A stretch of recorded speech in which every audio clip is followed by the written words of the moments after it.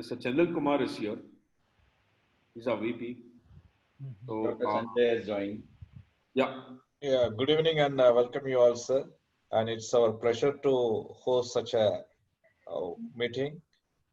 And in fact, as a group of companies, we are into various pharmaceutical verticals, sir. We have USFDA approved API facilities as well as bioequivalence study center, which are all based at Chennai. This is a brief intro. I think we are right now at 8 o'clock. I think you can start, Dr. Sonal.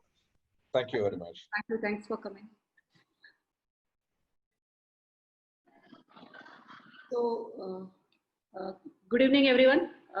Today, we are having our Nephro Forum as usual on Thursday evening. Today,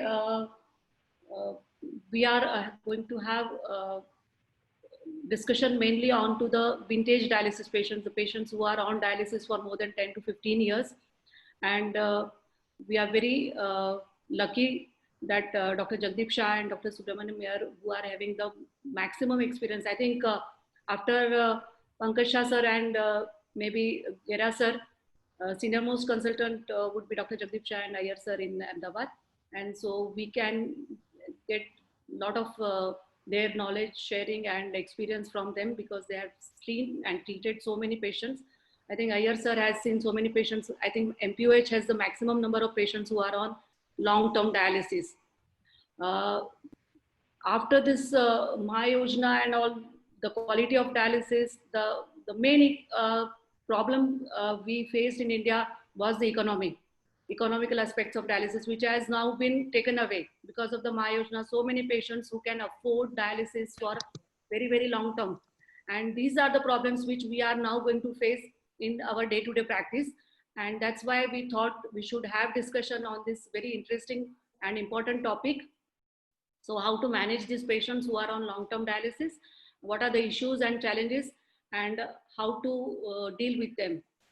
I'm very thankful to Delvin for giving us this opportunity and IS to do this CME. And I introduce Dr. Subramaniam Iyer, who is a consultant nephrologist. Today's audience don't need his introduction. He is a very senior consultant nephrologist at Ahmedabad. And sir, Iyer sir, please, would you take it forward? Hello, am I audible? Yes, sir. Yes, doctor. Good evening, everyone. I welcome you all to this evening webinar program on behalf of Ahmedabad Nephrology Forum. Today's point of discussion is long-term complications of hemodialysis. Hemodialysis as a modality of treatment for chronic kidney disease was introduced in the year 1960 in Washington University in Seattle after introduction of Scribner shunt. It was made available in India in the year 1962. In the initial phase, the survival of patients on hemodialysis was very bleak. And but with the advance of technology, with the availability of better vascular access, and with the introduction of erythropoietic agent, the quality of patients in the hemodialysis is improving and survival is also improving. In India, at present, almost about 130,000 patients are on hemodialysis.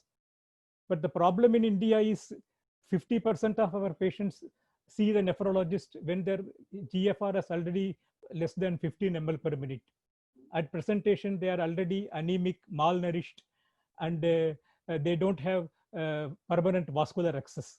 They are introduced into dialysis program with temporary access, and then permanent access is created. The long-term hemodialysis has its own problems and complications. I invite Dr. Jagdeep Shah to elaborate on this matter and enlighten us with this knowledge. Dr. Jagdeep Shah needs no introduction. He is a senior consultant nephrologist and he has been practicing in Ahmedabad for last 30 years. He is connected with the Gujarat Kidney Foundation. He is also attached to Jeevaraj Mehta Hospital. Over to you, Dr. Jagdeep Shah. Thank you, Dr. Subramaniam. Good evening, everyone. like today we have a discussion on long-term complications of dialysis. Uh,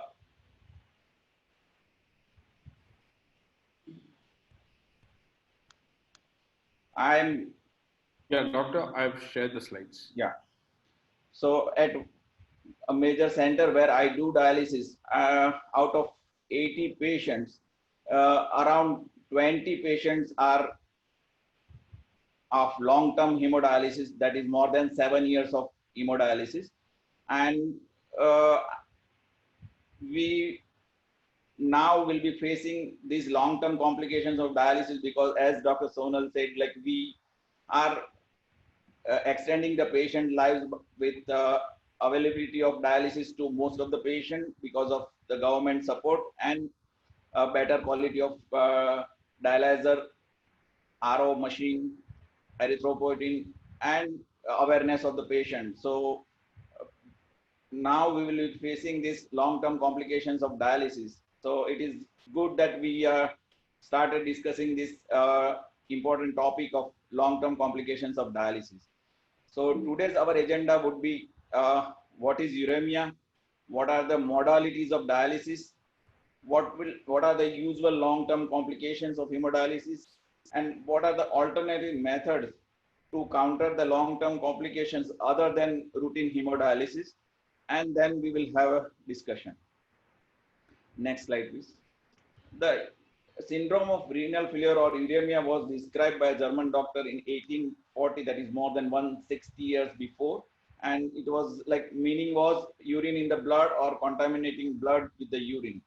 And pathogenesis of uremia and uremic toxins is one of the most studied projects in nephrology. And long-term ESRD patients have very high accumulation of these toxins, which are identified and unidentified toxins. Next slide, please. So uremic toxins are divided into three categories: small molecular toxins, which are less than 500 Daltons, middle to macromolecular toxins, which are more than 500 Daltons, and there are protein-bound toxins. We will see all these toxins in a detail. Next slide, please. The small molecular toxins are water-soluble free toxins, which is distributed all in every compartment, like urea, creatinine. They are easily distributed to all the compartments in body, and they are not responsible for pathophysiology or for uremia, but they are being studied as a marker of uremia, and they are being used as a marker for efficiency of dialysis. Guanidine, product of arginine, is considered to be a neurotoxic, and through ADMA, it is also have effect on cardiovascular system. Phenols and about 45 kinds of these kind of small molecular water soluble free toxins are there in the body, which is accumulated in uremia. And because it's relatively low molecular weight, less than 500 Daltons, it can be cleared by low and high flux dialyzer and peritoneal dialysis effectively. Next slide, please. Now with middle and macromolecular toxins, which are more than 500 Daltons, up to 3,200 kilodaltons, they are distributed in multi-chambers in vivo, but they can't be cleared by routine hemodialysis and peritoneal dialysis, and can be cleared partially by the high flux hemodialysis, but the clearance rate is much lower than the production rate, so that we cannot maintain these middle or macromolecular toxins in a normal range with hemodialysis, either routine hemodialysis, high flux hemodialysis, or peritoneal dialysis. And these middle molecular toxins are like, in polypeptides, we have beta 2 microglobulin, which is commonly studied, and PTH, leptin, which is responsible for anorexia and weight loss, cell factors like TNF alpha, renin, angiotensins, which are pro-inflammatory cytokines, and IL-6 and IL-1. So these are like important middle molecular toxins which affects the long-term survival and morbidity in patients with the ESRD. So we need to look into these molecules. Initially, we were looking at the smaller molecules only, but now with long-term dialysis, we have to look into these toxins to improve long-term survival of the patient as well as the morbidity, reducing the morbidity. Next slide, please. And there are protein-bound toxins which are not removed by either dialysis, hemodialysis or peritoneal dialysis or high flux hemodialysis. There are 45 kinds of these toxins and they are lipophilics.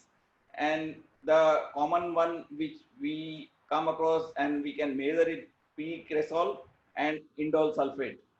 We will see these toxins in detail in the subsequent slides. Next slide, please.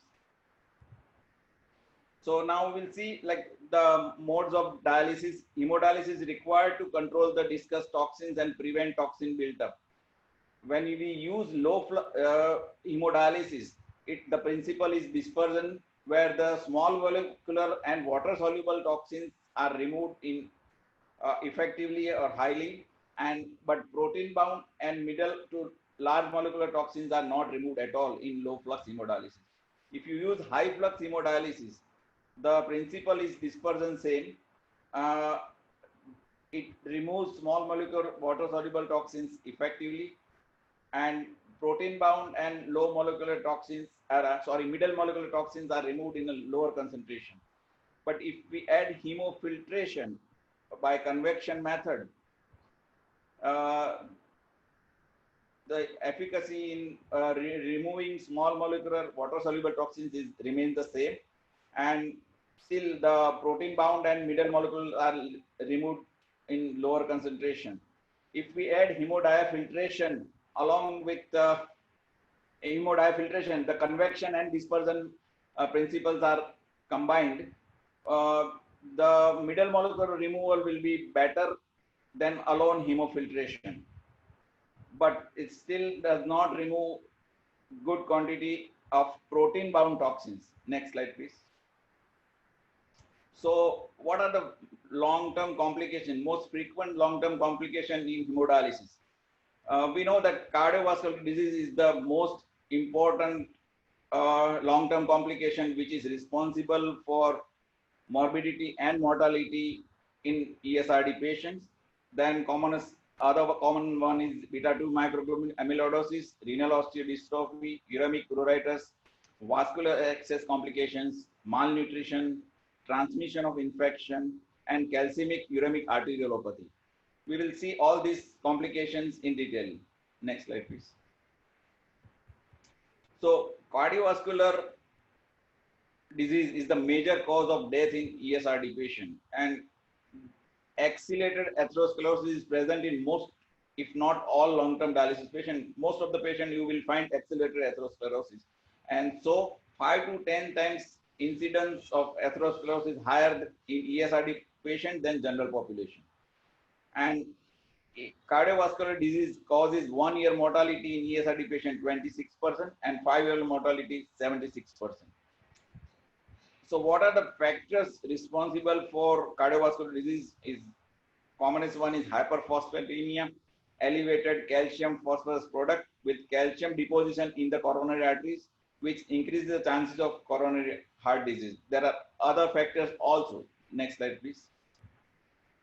The other condition which correlates with the occurrence of coronary heart disease are anemia, increased lipoprotein A, insulin deficiency or resistance, high homocysteine levels, inflammation, and elevated CRD. So all these factors combined leads to accelerated atherosclerosis and increased cardiovascular disease in patients with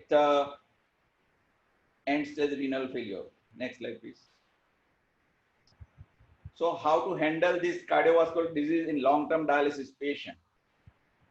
Hypertension can be controlled by good and adequate dialysis as well as by the medicines.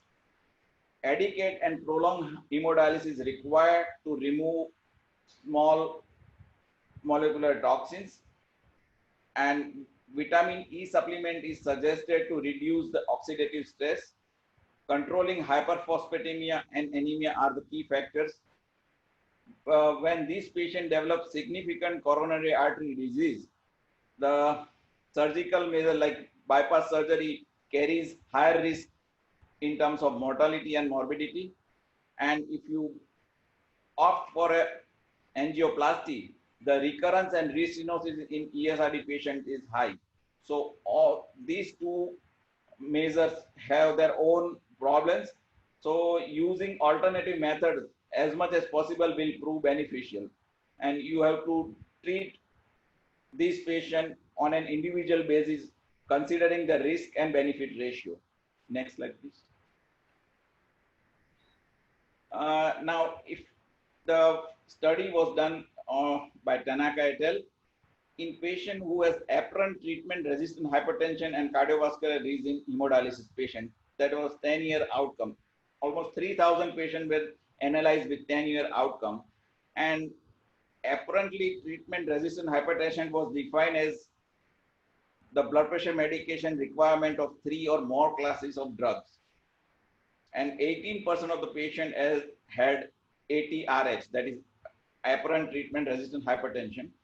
And the conclusion was, compared to non-ATRH group, ATRH group experienced increased risk of developing cardiovascular complication and hemorrhagic stroke and ischemic stroke and peripheral artery disease. So all these complications were higher in patients who had apparently treatment-resistant hypertension. Next slide,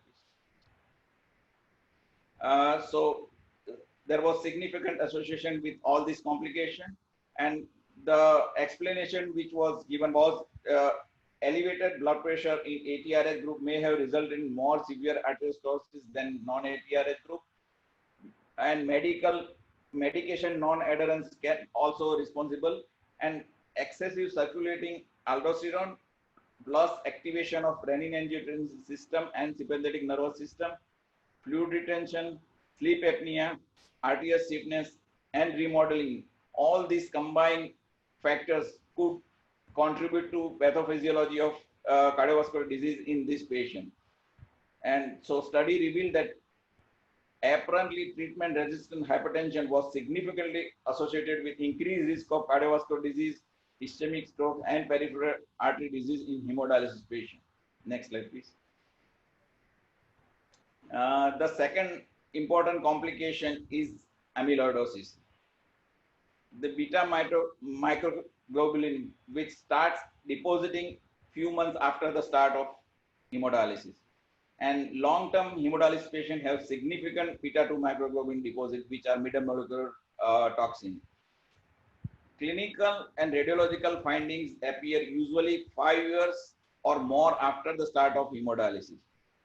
And first sign of pain are hip pain and sternoclavicular pain, according to the Flog et al. Study.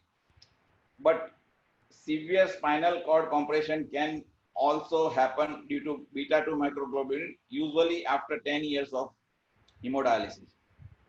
The other problems which are more seen, especially in our patients, are periarthritis of the shoulder, carpal tunnel syndrome, flexors, tenosynovitis of hand, stiffness of the hand, pain and swelling of other joints, and beta-2 microglobulin depositing beneath the skin and causing spondyloarthropathy. In my experience, I have seen more of flexor tenosynovitis of hands, pain and swelling of other joints, and deposit beneath the skin more common in our patients who have more than 7 years of hemodialysis.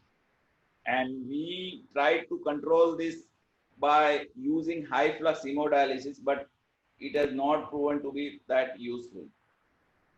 Next slide, please. So how to handle this hemodialysis in ESRD? Available hemodialysis modalities can remove some of the produced beta-2 microglobulin, but it cannot reduce the amount of beta-2 microglobulin that deposits in joint and the skin. Even with high flux dialysis, reduction of beta-2 microglobulin is not significant, as we have also experienced. So we need to look at other blood purification method to reduce this toxin buildup, which we will look in the subsequent slides. Next slide, please. So there was a study measuring serum beta-2 microglobulin to predict long-term mortality in hemodialysis patient. In 326 patients they studied, the duration of dialysis was 47.5 mean, and 186 were male and 140 were females. And they were divided into three groups. The first group had beta-2 microglobulin concentration less than 55.7 milligram per liter. Second group had between 55 and 75. And the third group C was more than 75. And there was 5-year follow-up, 75 total death, that is 23%. So all-cause mortality was higher in beta-2 microglobulin group, was significantly higher compared to those in lower beta-2 microglobulin. So it is directly correlating with the all-cause mortality. The beta-2 microglobulin is a marker for all-cause mortality. Next slide, please. The major reason for high beta-2 microglobulin was the dialyzer used for hemodialysis. So as we are using low flux dialyzer for a long time, the beta-2 microglobulin production is continued and the removal is not efficient. So it is bound to get accumulated, and this is a middle molecular weight toxins, and conventional low flux dialyzer do not clear this molecule. So this accumulation of beta-2 microglobulin becomes a silent killer in the body in long term. Next slide, please. And so this study also said like duration of dialysis and serum beta-2 microglobulin levels were independent risk factors predicting death in 5 years. Next slide, please. And third commonest complication which we see is uremic pruritus. It is a common problem in patients undergoing hemodialysis. Even it is common in pre-dialysis patients, where some studies have observed 15 to 49% incidence, and in ESRD patient 50 to 90% incidence. What are the risk factors for this uremic pruritus? They are increased blood urea nitrogen, so low amount of dialysis, calcium, phosphorus, and beta-2 microglobulin. These are the risk factors, and others are high ferritin levels, low transferrin and albumin levels, which are like indicators of malnutrition, secondary hyperparathyroidism, increased calcium, phosphate, and magnesium levels. All these factors are responsible for uremic pruritus. And patient with uremic pruritus, like 90% of HD patients, they have increased morbidity and mortality that has been observed. And uremic pruritus also causes mood impairment, and it can lead to depression, and depression can have more high pruritus also. There was a multi-center study in Turkey. They had an interesting observation that patients who have WBC count of 6,700 or more was a risk factor for uremic pruritus development. Next slide, please. And this, so how to handle this uremic pruritus? We have to effectively monitor blood urea nitrogen and remove it by optimizing the KTV for individual patient. Then monitor calcium, phosphorus, and beta-2 microglobulin level, monitor ferritin, PTH, phosphate, and magnesium levels, and monitor WBC count as a risk factor for uremic pruritus. So for all these laboratory parameters or to control, you need to do adequate and more frequent dialysis. That is the only answer for controlling blood urea nitrogen, calcium, and phosphorus. For beta-2 microglobulin and PTH, we need other blood purification methods to control this toxin buildup and biomarker levels. Next slide, please. That we will see later on in other subsequent slides. there was one study and one successful case of dupilumab, which was given for a severe uremic pruritus patient. The patient had severe uremic pruritus, and this dupilumab targets IL-4 alpha receptors and blocks the signaling of IL-4 and IL-13. Here is a 45-year-old woman with severe generalized pruritus, and her original disease was polycystic kidney disease, and she experienced progressive worsening of the kidney function and underwent kidney transplantation at the age of 53. At the age of 55, she developed generalized pruritus, which was recurred, and renal function slowly began to worsen. At the age of 61, after 6 years, she had this monoclonal antibody dupilumab was started with a 600 milligram loading dose, followed by 300 milligram every other week.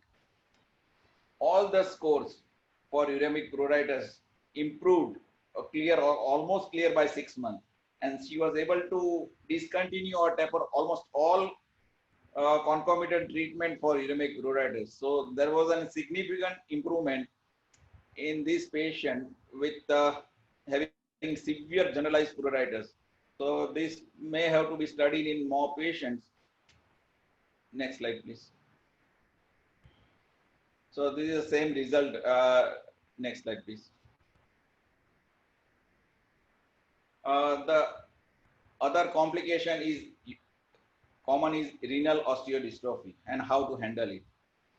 Renal osteodystrophy develops from a secondary hyperparathyroidism, high PTH levels, and its prevalence in long-term hemodialysis patients are high because high PTH is observed increasing worldwide. As the duration of dialysis increases, the incidence of high PTH also increases. And the problem with this osteodystrophy is hip fractures due to osteodystrophy are more frequent and more serious than in general population.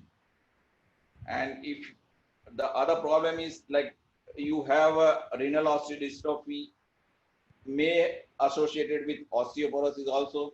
So surgical intervention in this patient is very difficult, and there are many complications related to this surgery in terms of increasing chances of bleeding, and recovery time is more, thrombosis is more. So like morbidity and mortality is very high once you develop hip fracture secondary to renal osteodystrophy. And to monitor and manage PTH is the key for maintaining the bone state health in these patients. And adequate and prolonged dialysis is necessary, as we have seen in all other biomarkers, that adequate and prolonged dialysis is the key factor for removing these molecules. But PTH has a very high molecular weight, that is 9,000 kilodaltons. So it cannot be removed easily by hemodialysis or hemodiafiltration or high flux hemodialysis. So we have to have a blood purification method which is different from all this, and we have medicines to control PTH also. So along with medicines, newer blood purification methods should be introduced to control this PTH. Next slide, please. So there was a study, assessment of CKD, bone and mineral disorder in dialysis according to biomarker value.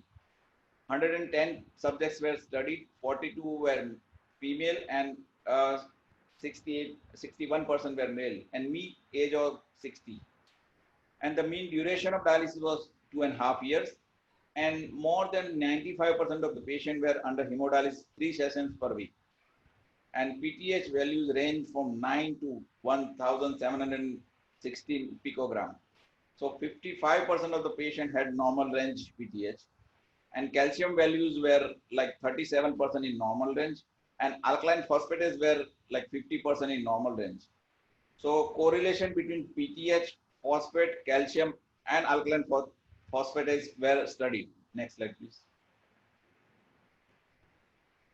And they have seen, like, study indicated that according to IPTH 44.6, according to calcium 25%, and phosphorus 71%, according to vitamin D 72%, and alkaline phosphatase 55% of the patient have CKD MBD. And strong correlation was noticed between alkaline phosphatase and PTH. Where PTH is not easily available, alkaline phosphate is suggested as surrogate marker to evaluate mineral and bone disease in patient with ESRD. So, and alkaline phosphate is cheaper also to investigate. And where the facility is not available for PTH regularly, then alkaline phosphatase can serve as a marker for mineral and bone disease. Next slide, please. The other common problem is malnutrition, which is almost seen in most of the patients in India. Undernutrition is very common in dialysis patient at long-term dialysis. 10-year plus dialysis patient, they lose lean body weight despite good protein intake. The responsible factors could be chronic metabolic acidosis. The deposition of beta-2 microglobulin appear to relate to malnutrition due to lack of appetite. Malnutrition also causes zinc and selenium deficiency, as been observed in National Kidney Foundation study. Next slide, please. So how to handle this malnutrition in ESRD? So we have to enforce adequate diet plan with adequate protein intake and adequate calorie intake. Encourage physical activity to maintain good bone health, as well as help to handle cardiovascular disease. And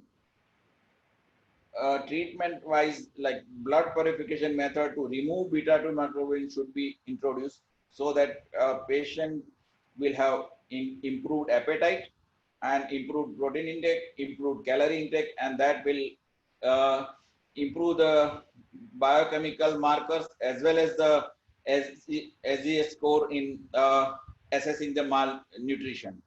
Next slide, please. The complications of vascular access are infection, malfunction, stenosis, and disfigurement are the major concern and can lead. So all these complications like malfunction, stenosis, and infection, basically the problem happens is inadequate dialysis. Patient may skip one dialysis, or the blood flow is low, so the adequate dialysis is not done. And hemodialysis, vascular access infection is the most common cause for hospitalization in hemodialysis patient. Less serious infections can be handled via antibiotics. Vascular access for hemodialysis should be planned as early as possible. If patients are seen early in the course of CKD, and if it is in the hand of nephrologist, then this vascular access creation is planned early. But if patient turns up late in the course of CKD, as being described by Dr. Subramanian, that we are getting patients who have eGFR of less than 15 when they are first visiting the patient, then this vascular access creation is delayed. Basically, native AV fistula is always recommended whenever possible.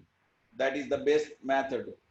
AV grafts are less likely to be infected than catheters, and HD patients should avoid prolonged use of hemodialysis catheters in long term, because they are associated with frequent infection, and infection leading to admissions are common. Next slide, please.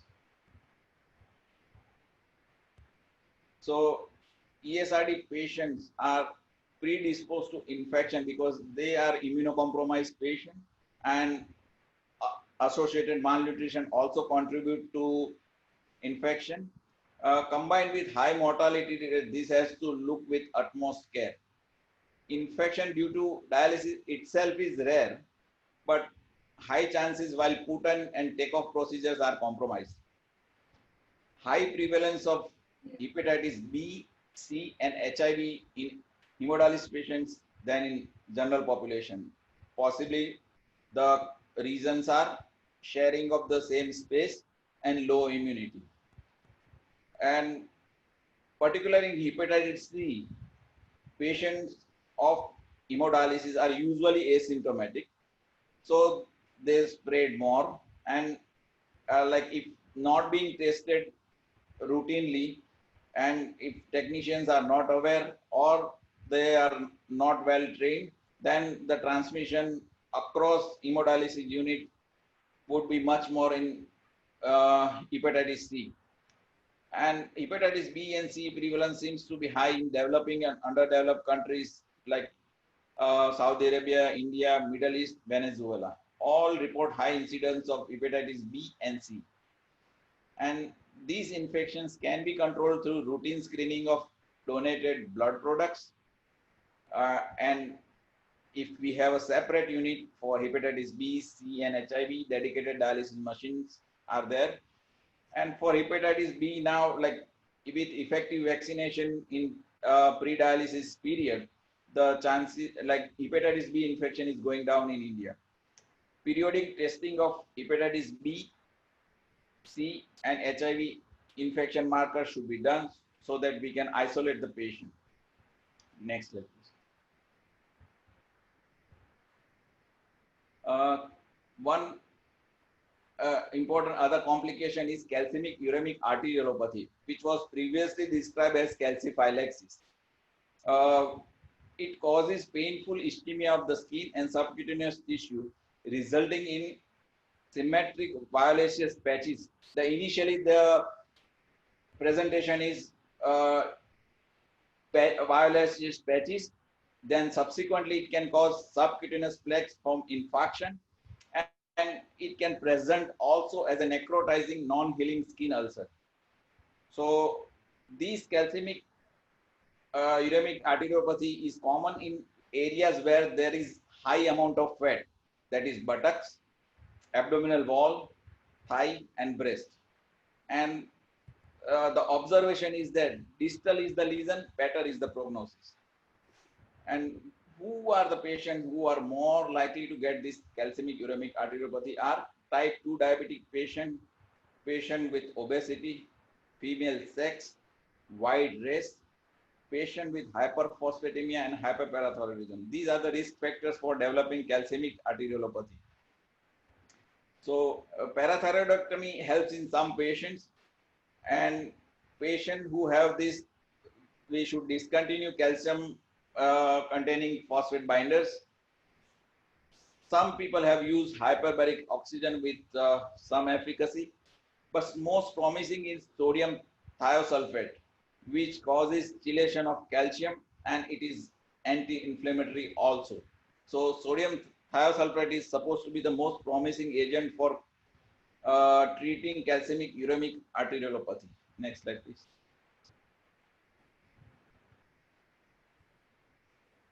Now, so we have seen all these long-term complications. Hemodialysis is effective for removing small molecular toxins. Hemofiltration is effective method to remove small to middle molecular toxins, but there is no effective way to remove protein-bound uremic toxin. Even with high flux dialysis, reduction in beta-2 microglobulin is not significant, as we have seen. So how to remove these middle molecular, large molecular, and protein-bound toxins and prevent and treat the long-term dialysis complication effectively? Let's see. There is a modality which we, as a nephrologist, we have been using this hemoperfusion for treatment of poisoning. And this method can be used combined with hemodialysis for treating the same long-term complication of dialysis. It adsorbs the toxin, drugs, and metabolites non-specific to clear through the adsorbent in hemoperfusion apparatus. Next slide, please. It selectively, next slide, please. This adsorbs the molecules of targeted size, and the size of the mesh material is relatively specific.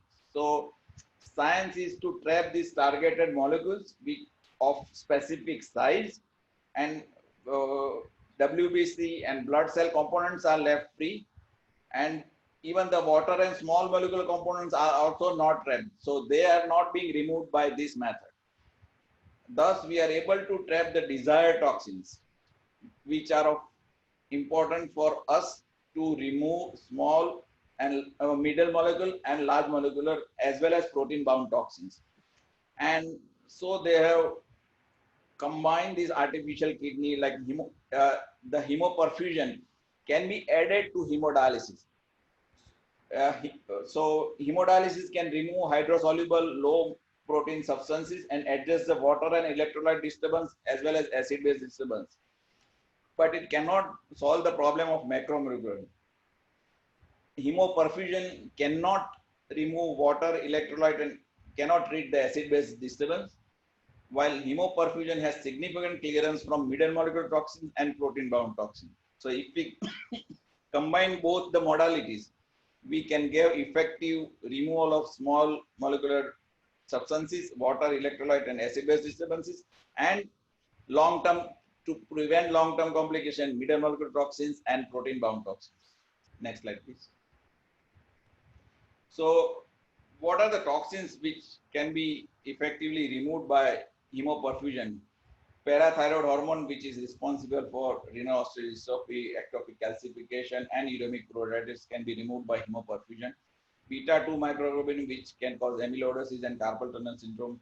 Renin and angiotensins can be removed by hemoperfusion, which can cause refractory hypertension and atherosclerosis.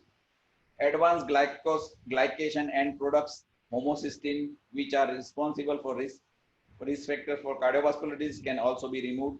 Leptin, which is responsible if it is accumulated for malnutrition, hypertension, insulin resistance, and immunomodulation. So this can also be removed by hemoperfusion. Tumor necrosis factor, interleukins, C-reactive protein, which are like chronic inflammatory cytokines responsible for malnutrition and anemia, they can also be removed by hemoperfusion.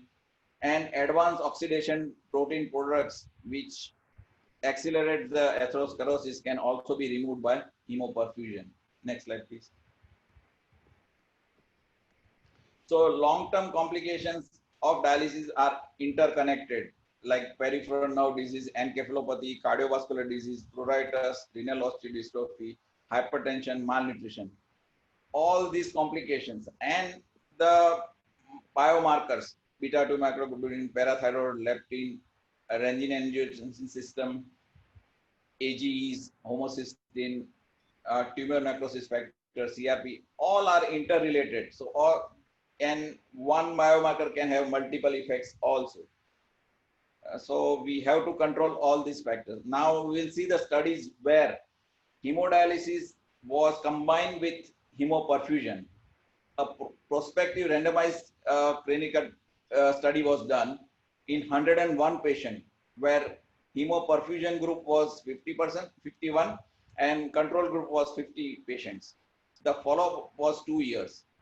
And the outcome measured was these middle molecular toxin biomarkers, leptin, HS, CRP, beta 2 microglobulin, parathyroid hormone, IL-6, and tumor necrosis factor alpha.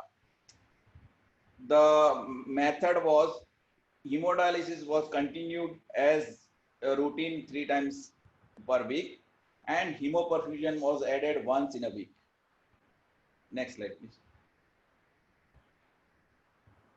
So, sorry, again, back, please. Yeah, so when you see that this dark line, that is combined hemodialysis with hemoperfusion, you can see all the parameters of leptin, HSCRP, beta 2 microglobulin, PTH, IL-6, and tumor necrosis alpha. They are significantly lower than patient only on hemodialysis. So if these parameters are lower, naturally they are going to give better long-term survival and lower morbidity also. Next slide, please. And these combined clinical RCT, the overall quality and survival shows significant improvement in terms of physiological ability, body pain, general health, social function, emotion, mental health. So total score improved significantly when hemodialysis was combined with hemoperfusion, like 41 to 59. There is significant improvement in SF score of measuring the life quality. Next slide, please. And when hemoperfusion was combined with hemodialysis for hypertension, uh, there are two groups, like one was HDF group, that is hemodiafiltration group, where hemodialysis was done twice in a week and hemodiafiltration was done once in a week.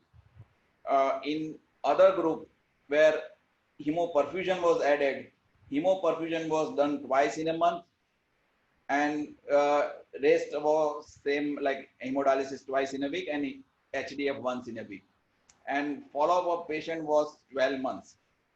As you can see the slide in the and demarcated red column, that the evolution of renin, angiotensin 2, aldosterone was significantly lower in patient who had combined hemoperfusion plus hemodiafiltration.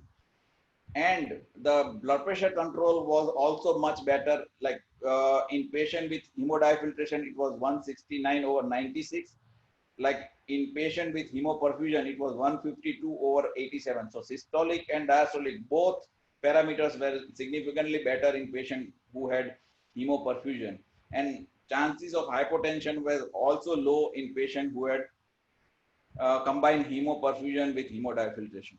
Next slide. There was another study for controlling pruritus and sleep disorders. 158 dialysis patients were included, and dialysis age was more than 3 months, and all adult patients followed for 2 years. And these were 80 patients.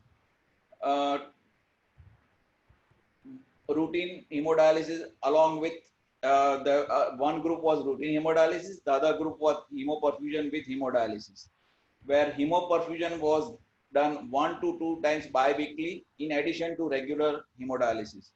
And the outcome was measured in terms of overall survival and improvement in sleep disorder. So these were 2-year hemoperfusion study with improvement of all clinical parameters of like CRP, albumin, hemoglobin, hypercalcemia, hyperphosphatemia, and PTS level. And the pruritus score went significantly down. And the sleep disorder, next slide please. The melatonin levels were significantly higher in patients who had hemoperfusion, which suggests that the sleeping pattern was also better in patients who had hemoperfusion, and they were able to reduce their sleeping medication. Next slide please. And hemoperfusion for protein bound toxin removal, prospective randomized parallel controlled analysis was done. Hemodialysis alone was done in 19 patients, diafiltration in 17 patients, and hemoperfusion plus hemodialysis in 19 patients. Like if you see the parameters in indoxyl sulfate was reduced mildly with hemodialysis 33 versus hemodiafiltration 43, while with hemoperfusion and hemodialysis 58%. So, and all precressyl sulfate also like 30, 43 and 54. So all these parameters like protein bound toxins were significantly removed with hemoperfusion plus hemodialysis than HDF, and hemodialysis was the least in terms of removing these protein bound toxins. Next slide please. So in summary, like if you see, this slide is very crowded, but if you see the middle one, hemodiafiltration plus hemoperfusion, if you combine, the blood urea nitrogen levels dropped by 76%, creatine levels dropped by 75%, phosphate levels dropped by 73%, parathyroid level drops by 35%, and beta-2 microglobulin 63%, and VAS score moved from 8 to 3. So all the parameters were significantly improved if hemodiafiltration plus hemoperfusion was done. And if you see the last column, the effect of hemodialysis plus hemoperfusion on insulin resistance and nutritional status of the patient with end-stage renal failure. The CRP, IL-6 and TNF alpha was highest in group which has only hemodialysis plus hemofiltration. And when hemodialysis was combined with hemoperfusion, the hemoglobin levels increased, albumin levels significantly increased, BMI also increased. So this suggests that nutritional parameters also improved, along with anemia was also corrected better if when hemoperfusion was combined with hemodialysis. Next slide, please. And this removal of toxin built up is a long-term process. So initially, when there are very high amount of toxins, you remove the toxins in more quantity, but as the treatment goes from second treatment to third treatment to fourth treatment, the amount of removal will be lower, but it will also depend on the production. So you have to continuously monitor this process and remove the toxins in as close to normal as possible. Next slide. So in summary, hemoperfusion helps in removing middle and large molecular uremic toxins as well as protein-bound uremic toxins. And it also helps in controlling beta-2 microglobulin accumulation, controlling PTH levels, better control of hypertension, and the other important clinical parameters. There is significant improvement in terms of Brugiter score, CRP is reduced, hypercalcemia, hyperphosphatemia, and IPTS are better controlled. There is improved appetite, improvement of melatonin levels. So the quality of life is improved, mortality rate is lower, and so all these parameters suggest that hemoperfusion can improve long-term morbidity and mortality in patients with ESRD. Next slide, please. So in summary, patient with long-term hemodialysis face multiple complications. It affects the quality of life, also affecting the survival of the patient. Surgical intervention in cardiovascular disease can lead to downward spiral course of the patient. Infections can aggravate the morbidity and impact survival. Hence, it is important to manage the patients on tailored basis. So individual patient measure the efficacy versus risk ratio and consistently monitor the biomarker level. Additional method to control and manage complications faced by long-term hemodialysis patients like hemoperfusion to be looked at. And we need to do a good study in India also to see the impact of hemoperfusion in a patient who are long-term hemodialysis. Next slide. Thank you. So now I will hand over to Delvin for showing us the how combined with the hemoperfusion. Yeah, just 1 minute, doctor. I think it's just going to be like a 2-minute presentation by our senior person here. Abada, can you please share Mani sir's slides, please?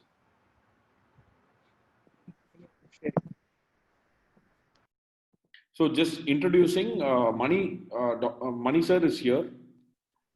He's our lead in terms of science, and he has been operating with us for a long time now. And I think even Dr. Dalal knows Mr. Manivannan. So Very good evening Sir, yes. to all. Especially we would like to thank uh, the Nephrology Forum of Ahmedabad and Gujarat for giving us this valuable opportunity for discussing a wonderful topic on long-term complications in patients with ESRD. And thank you so much, Jagdeep sir, for your wonderful presentation, comprehensively covering all the uh, uh, aspects of long-term complications. It's really uh, very comprehensive. And here, just we would like to touch upon the connections, the series, how to connect with the hemodialyzer with the hemoperfusion, and the priming protocol, as well as during the procedure, the heparin dose to be used. So these basics, as well as the course of treatment, this we would like to touch upon. Next slide. So actually, the operation of hemoperfusion doesn't require any additional equipments. It's a very simple and easy to operate at the same time, which is very effective in terms of removing the middle large molecular uremic toxins as well as the protein-bound toxins, as Jagdeep sir has beautifully explained.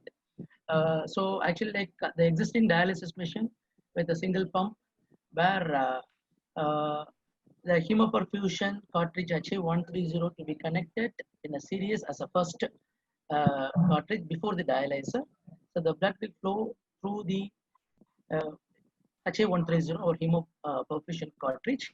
The one difference between the blood flow direction between the dialyzer and hemoperfusion is here the blood flow is against the gravity, unlike in dialyzer where it is towards the gravity. So here the blood flow from HA130 is from bottom to top, and it can be connected with the dialyzer with an extension tube. So our HA130 cartridge comes with an extension tube, so with which we can connect it with the dialyzer. Then blood flows from top to bottom of the dialyzer, and then it goes back to the patient. So when the blood is flowing through HA130, it removes all those middle and large molecular uremic toxins as well as protein-bound toxins. And when it comes to dialyzer, it takes care of water-soluble compounds as well as acid-base balance and electrolyte balance. Then the final purified blood goes back to the patient. So there is nothing additional except the extension tube and our cartridge. The blood tubing, everything remains the same. So it's very easy to operate. That is a very big advantage with this technology. I'm sure you would all agree. In India, if you see 90% of patients are into dialysis, hemodialysis, 10% into peritoneal dialysis. When it comes to hemodialysis, most centers are, most of the patients are on low flux dialysis, and particular group of patients are only with high flux dialyzers. So, and this low flux dialysis, because of the cost burden, what Sonal Dalal ma'am has initially described. So we have few centers where this low flux dialyzer also being reused. So where the quality of blood purification becomes a serious concern. And online hemodiafiltration, which is not possible in most centers, and it is available in very select. We can count the number of online hemodiafiltration facilities available in our country. So such a vast population, chairperson has shared around 1 million plus patients are on dialysis. And the 20 to 30% every year is increasing the number of patients with ESRD and requiring hemodialysis. So it is very difficult to bring in online hemodiafiltration or kind of advanced technologies in many places. So with our hemoperfusion, the one biggest advantage is the low flux dialyzer combining HA130 would be doesn't require any additional infrastructure. There is no need for extra water treatment plant like ultra pure waters and other additional infrastructures which are required for hemodiafiltration is not required. just a hemoperfusion cartridge with a low flux dialyzer can give the therapeutic benefit better than online hemodiafiltration. Where the speaker has said a lot of presentations. Overall, if you see, even studies compared with hemodiafiltration, it is not only with the hemodialysis, but hemodiafiltration, comparing to hemodiafiltration, also hemoperfusion with hemodialysis scores over this, particularly for removing the middle and large molecular uremic toxins as well as the protein-bound uremic toxins. And not only that, apart from these uremic toxins, cytokines, which is the major responsible factor for chronic systemic uh, inflammation in ESRD patients, which is one of the major reasons for cardiovascular complications as well as for uh, uh, resistance to the iron or hemoglobin treatments or functional iron deficiency.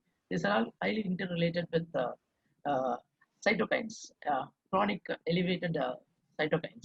So HA130 also takes care of that inflammatory uh, cytokines, which are responsible for developing these complications. So it would be a comprehensive treatment uh, for patients with ESRD who are on low flux dialysis or even high flux dialysis. Next slide. And in terms of priming protocol, it is almost similar like dialyzer. Priming will be done in 3 steps. The first step would be a mild heparinization, where 2,500 ml of saline with 1,250 units of heparin per 500 ml. So it would be roughly around 6,500 units of heparin with the 2,500 ml of saline to be like primed at the flow rate of 100 ml per minute. Then the second step is a strong heparinization, where 500 ml of saline with 10,000 units of heparin. It should be in the flow rate of 50 ml per minute. And finally, nil heparinization, where 1,000 ml of saline, it should be at the flow rate of 100 ml per minute. So for priming, it would take roughly around 40 to 45 minutes. And the heparin dosage during the procedure, we can start with a loading dose of 1,500 to 2,000 units of heparin, and an hourly basis 1,000 to 1,500 units of heparin. So the during procedure, it is almost similar like how it is being done with. Another big advantage with hemodialysis combining with hemoperfusion is that the duration of session is 4 hours. So we can run both dialyzer as well as with hemoperfusion in a series for 4 hours. A complete session can be done.